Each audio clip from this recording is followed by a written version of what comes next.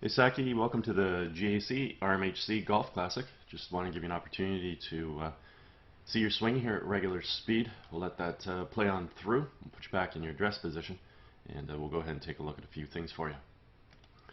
So while we got you here in your setup, let's take a look at your posture, which looks really good. We can see that your spine is straight and on a nice tilt. Legs come down into a nicely unlocked position. Arms hang down nice and naturally in front of you. Club works out to the ball, so achieving really good posture there, also in association with good balance. Let's go ahead and take a look at your alignment. We can see your feet aiming out to the left.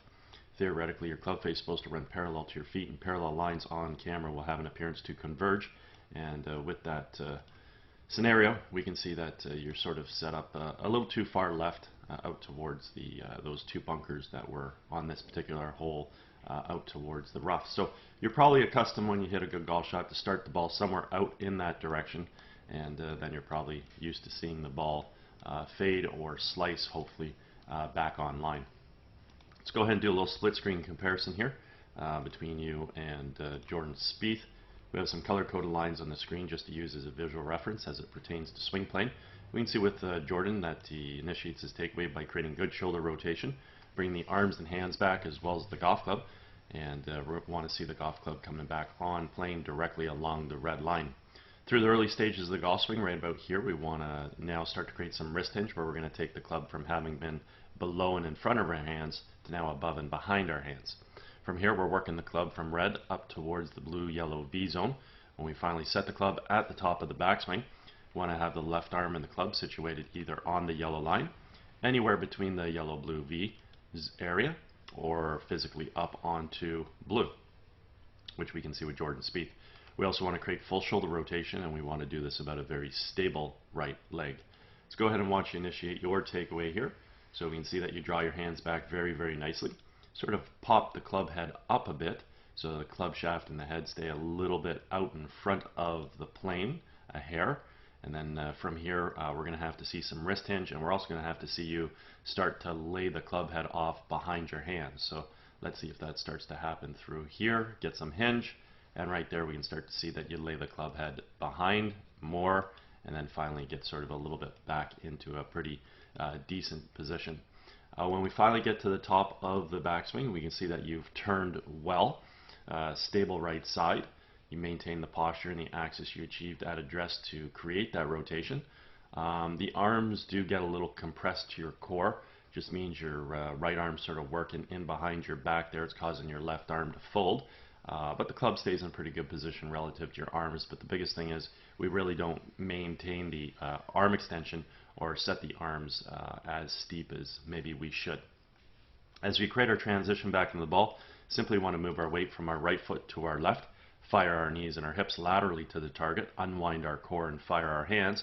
And in doing so, we want to make sure we're bringing the golf club from that blue-yellow V zone back down onto red, which is what we see here with Jordan Spieth. We can see the golf club returning back to being on plane.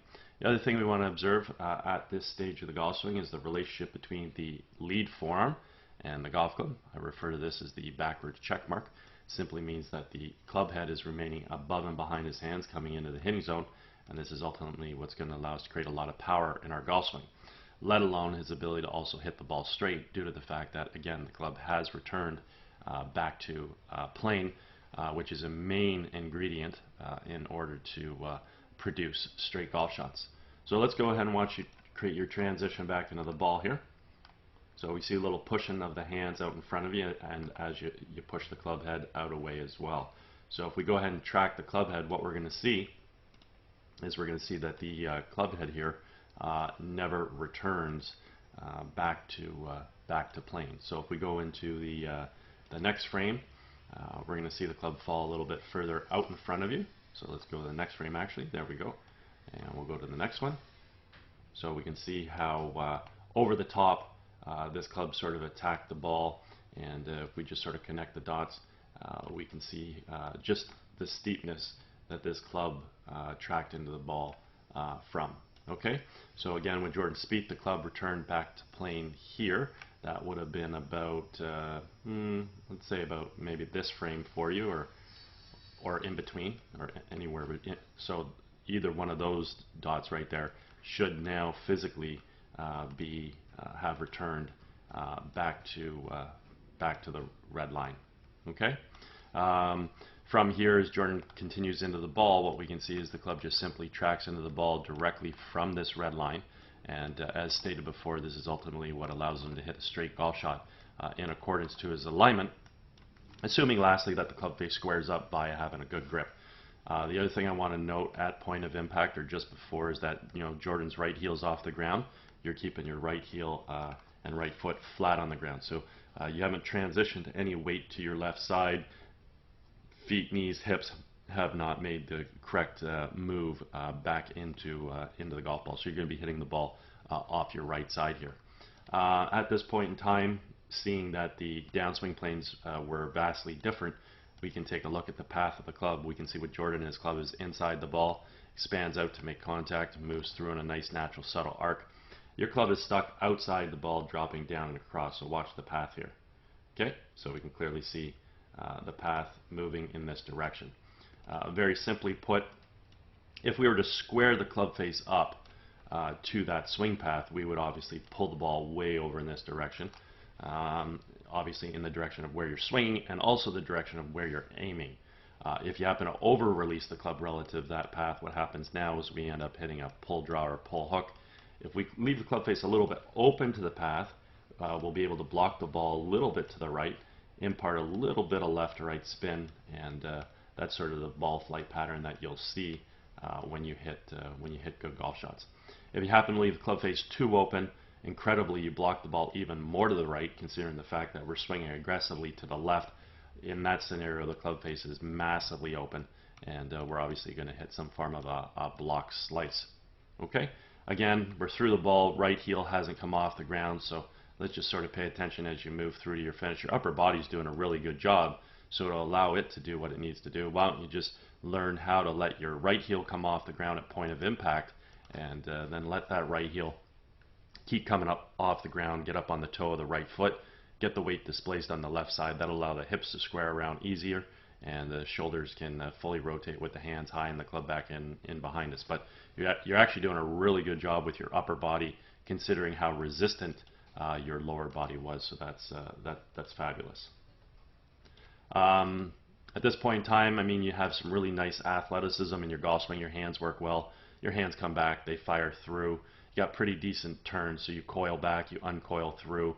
You don't have any footwork, so let's incorporate that footwork through to the finish. Upper body's doing a great job, as mentioned. But at this point in time, I mean, we do have to improve your alignment. We do have to improve your downswing plane. At that point in time, then we can worry about what the hands are doing, because right now they're having to compensate.